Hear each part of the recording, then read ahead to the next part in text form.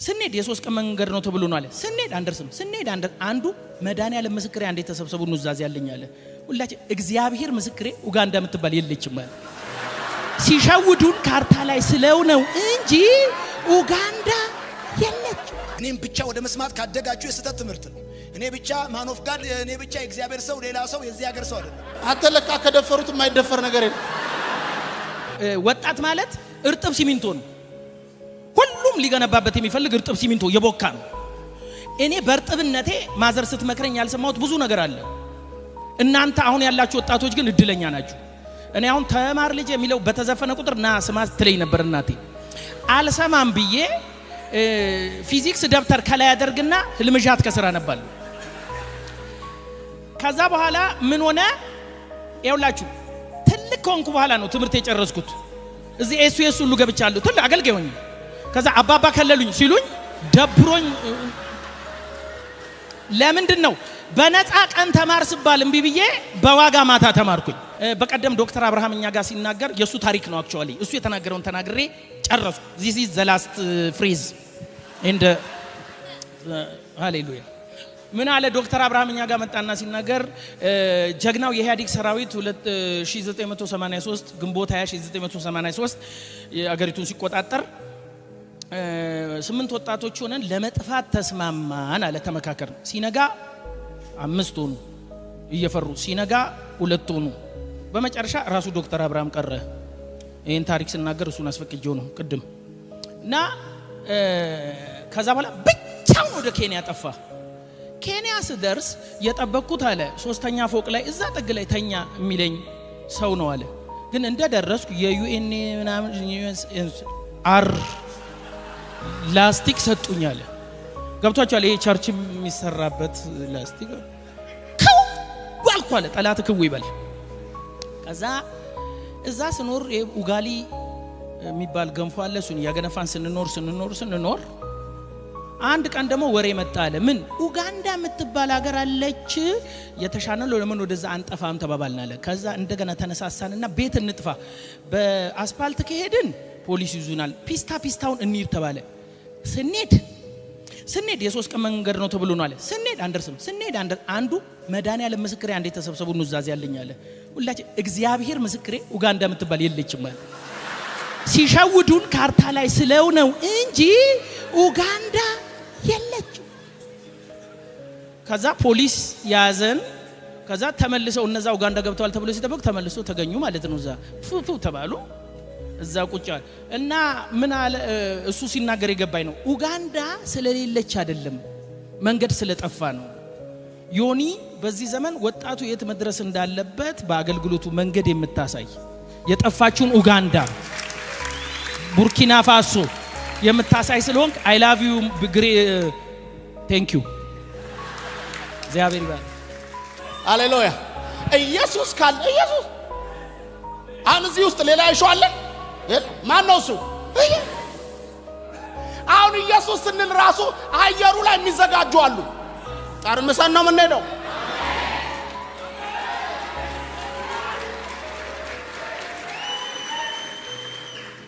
የነ ኢየሱስ ነች የምትናወጠው። የተጻፈላትም የነ ኢየሱስ ነች። እዛ ጋር እነበላቸው አለ፣ እና አድማሱ አለ፣ እና ምናምን ብዙ ታንኳል። ማንም አያወራለት። ቀለም ያልቀቡት የለም። የአሳ ስዕል ስለውበታል፣ ምናምን ጥቅስ ለጥፎበታል። ማንም አይላቸውም። ትኩረቱ ኢየሱስ ያለበት ላይ ምን ይላል መሰላችሁ? በደም ስሙ። አስደስተኝ። ከአንበሳው ፊት ጋር አንበሳው አለ። ከአንበሳው ፊት ጋር ጽሁፉን አነበው። ሳነበው ምን ይላል መሰላችሁ? no matter the economy of the jungle, I can never eat grass. Listen to me. Listen. Are you hear me?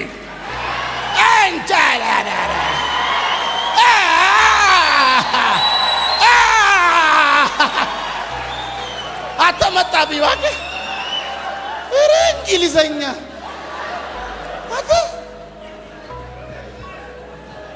አተለካ ከደፈሩት የማይደፈር ነገር የለም። እኔ ጌታ ይሄን ሳላነብላችሁ ስለማን በጣም ነው የተደሰትኩት። ከአንበሳው ፊት ጋር ሳሉ እናንተ አንበሳ ከጀርባዬ አንበሳውን እዩት። ከዛ ምን እንደሚል ስሙት። No matter the economy of the jungle, I can never eat grass. It is not pride. It is just who I am.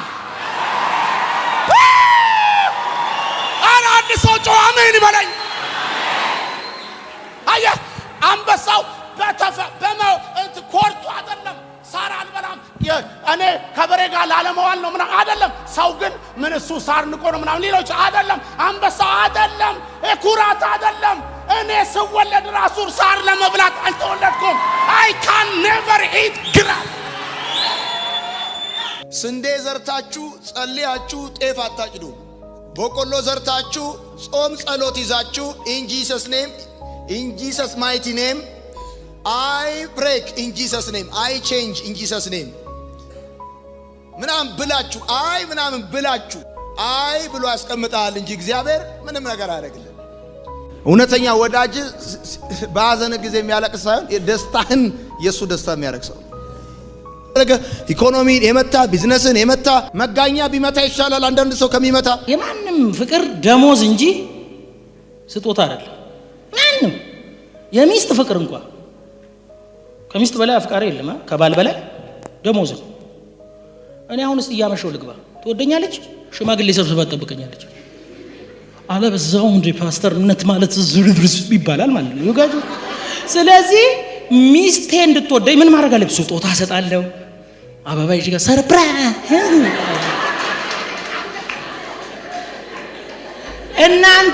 እናንተ የወደዳችሁኝ ሄኖክ ስለሆንኩ አይደለም፣ ጥሩ ይሰብካል ብላችሁ ነው የወደዳችሁኝ። እንዲሁም ይወድ ሰው የለም። ይህች ምድር እንደ ዝናብ ነች። አንተ እንፋሎት ካልሰጠ አታካፋም። በነፃ የለም። ኔቨር ባልሽ እንዲሁ አይደለም ይወደደሽ ወይ እጅሽን ስትዘረጊ ደስ ብሎታል። እንዲሁ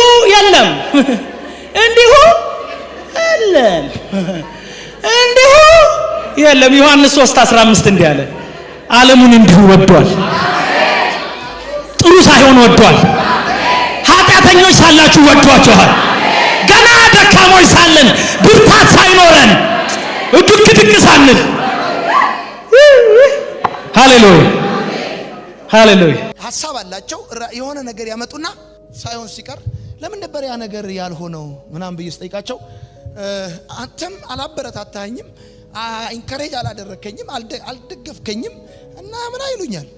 እኔንም የትኛው አክስቴና አጎቴ ደግፎኝ ነው ይቆም ሱፍ እንደዚህ አርገ ሳሎን ቤት ቆመ። ሰዎች እንግዲህ ደህና ዋላችሁ ብለው ሲገቡ በኢየሱስ እንትላል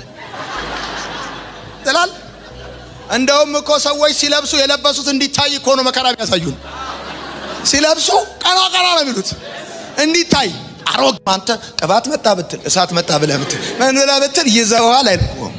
በሻ ደግሞ በዚህ ስማርት ነው። ጎዲፐር የለም። ጎዲፐር ፓፓ ምናምን አይሰራም።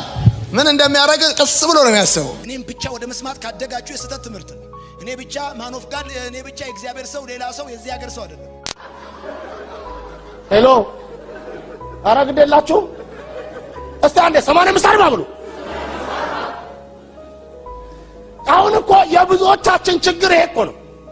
የብዙዎቻችን ችግር በተለይ ደግሞ እህቶች በጣም ነው የምትገርሙት። ብዙ ነገር መስራት ስትችሉ፣ ብዙ ነገር መሆን ስትችሉ፣ በተለይማ ካገባችሁ አግብታችሁና 5-6 ዓመት ካለፈ 35 40 ላይ ከገባችሁ በቃ የሌለ ነው የምትሆኑት። በቃ አሁንማ በቃ እንደ እኔ ነገር እውነቴን እኮ የብዙ ጋብቻ እኮ ችግር ይሄ እኮ ነው። ታውቃላችሁ ሴቶች በደንብ እህቶች በደንብ ስሙኝ። ጌታ ምስክር የሚጠቅማችሁ ነው የምነግራችሁ። እንዴ ምን ነክቶሻል አንቺ ገና በ35 ዓመትሽ ቤት ውስጥ በቃ ነገር አለ ምን ኮተውሽ? በጣም ነው እኮ የምትገርሙት እኮ። እንዴ ባሎች ምን ያድርጉ ወንዶቹ? ለምን አመሸ ምናምን ለምን አያምሽም? አንቺ እኮ ቤት ውስጥ እኮ እንደ 35 ዓመት መሆን አቅቶሽ በቃ እንትኑን የምትለብሽው ሁሉ ስቶኪንግ እዚህ ላይ አርገኝ። እንዴ አታፍሪም እንዴ ትንሽ? እውነቴን እኮ ነው ጌታ በጣም ይኸው ስቶኪንግ ውሸት ነው። ስቶኪንግ ይኸው ስቶኪንጉን እንደዚህ አጥልቀው በእውነት በጌታ ቤት የባሎቻቸውን 2 አይነት ካልሲ እዚህ ጋር እንደዚህ ከዛ በኋላ ሲመጡ ይሄን ፊትሽን በባዝሊን ለውቀውለ ስለዚህ ባለቤት ሲመጣ በቃ ኒንጃ ነው የሚጠብቀው ምን ያድርግ አምሽቶ ይምጣ እንጂ እንዴ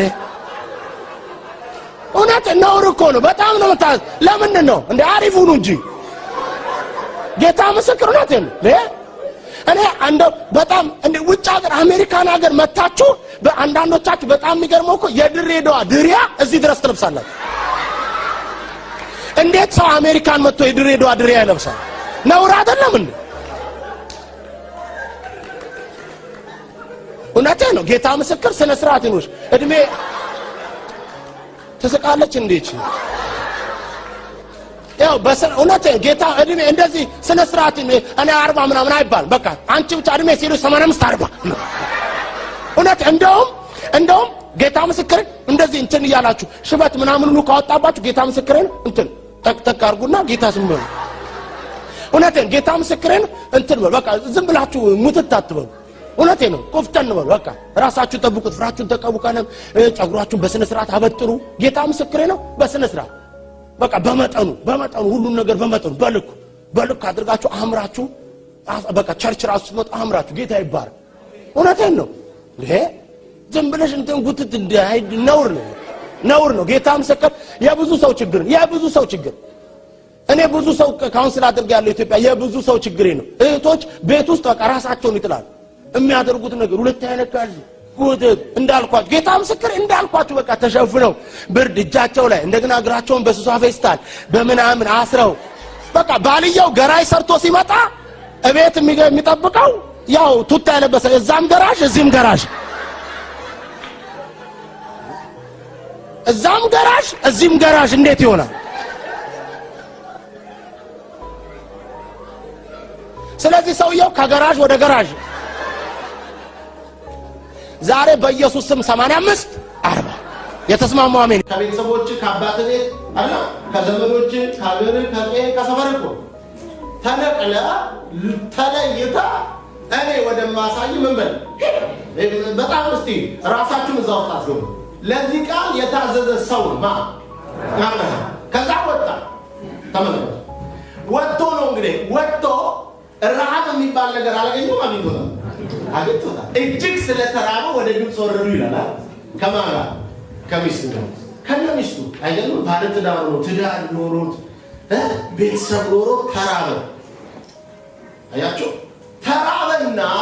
ተራበና የሚገርማችሁ ነገር ወደ ግብጽ ሲሄድ ንጉሱ ወይም ደግሞ የሀገሪቷ ሰዎች ደግሞ ከሳራ ቁንጅና የተነሳ እንዳይገሉት ስለፈራ ረሃብ ነው ስለዚህ ጥሪ ያለኝ የጠራኝ ጌታ የታመነ ነው አረጉራው ምናምን አላለ በቃ ሰው ነው ያቸው ሰው ይረዋል ሰው ይቸገራል ይገባ በብዙ መልክ ሰው ነው አገልጋይ ብረት አገልጋይ ሰው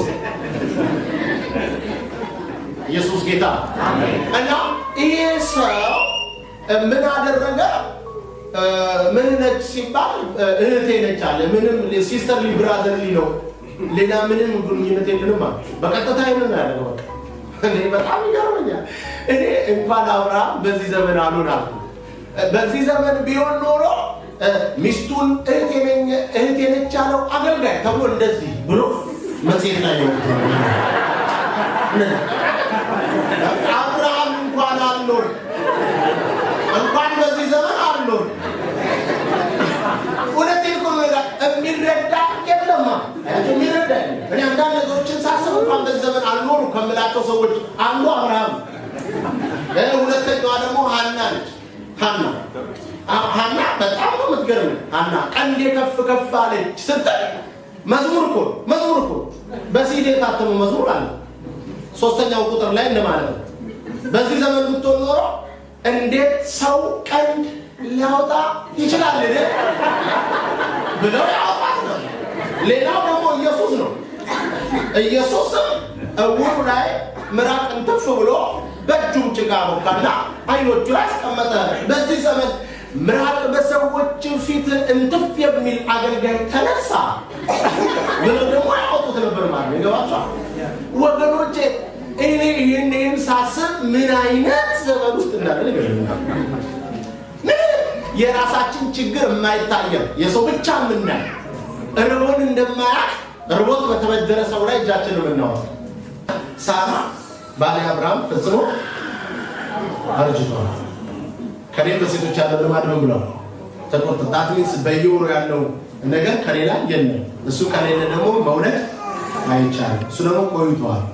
ሌላው ደግሞ እኔና ባለ አብርሃም እንደዚህ አይነት እንትን ግንኙነት የለንም። ልጅ ደግሞ መውለድ የሚቻለው ካለ ሴክሹዋል ኢንተርኮርስ ልጅ መውለድ አይቻልም። የሰማችሁ ምን ነው እንዳንዳሉ ማለት ነው። ታዲያ በዚህ አዝራሽው ምትሄጂው ከየት ማለት ነው? ክብር ለኢየሱስ ነው። እኔ ለምን ታፈቻለሽ? እኔ ምን አልኩ? ወለተ ብናቀር እንትን ዳታ ነው